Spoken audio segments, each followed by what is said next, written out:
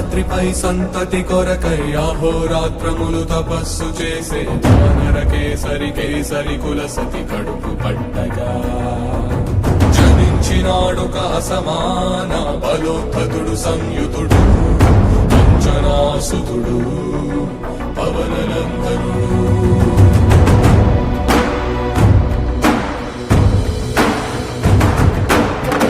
కిరణముల ఉదయాత్ముని గని అది పండిన తీరని పంటను కొడు సూర్య మండలము పట్టితి మాలని ఊళ్ళూరే తన దేహం నాటున రవి మరుగై జగము చీకటై పోరా.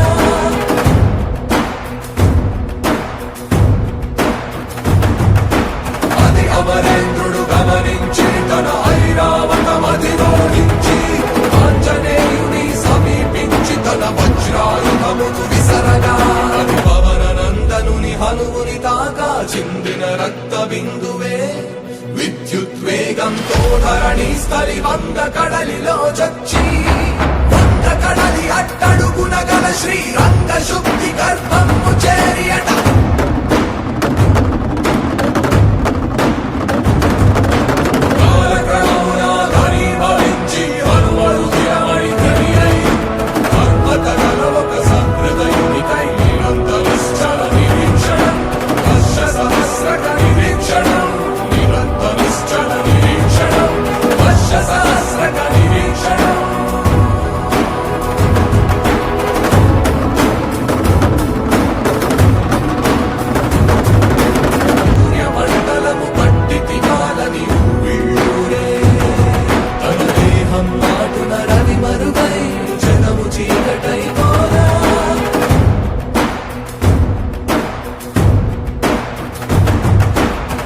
అమరేంద్రుడు గమనించి తన ఐరావతమది రోహించి ఆంజనేయుని సమీపించి తన వజ్రాయుధమును విసరగా అది పవననందనుని హనువుని తాకా చిందిన రక్త బిందువే విద్యుద్వేగంతో ధరణి స్థలి వంద కడలిలో చచ్చి వంద కడలి అట్టడుగున గల శ్రీరంగ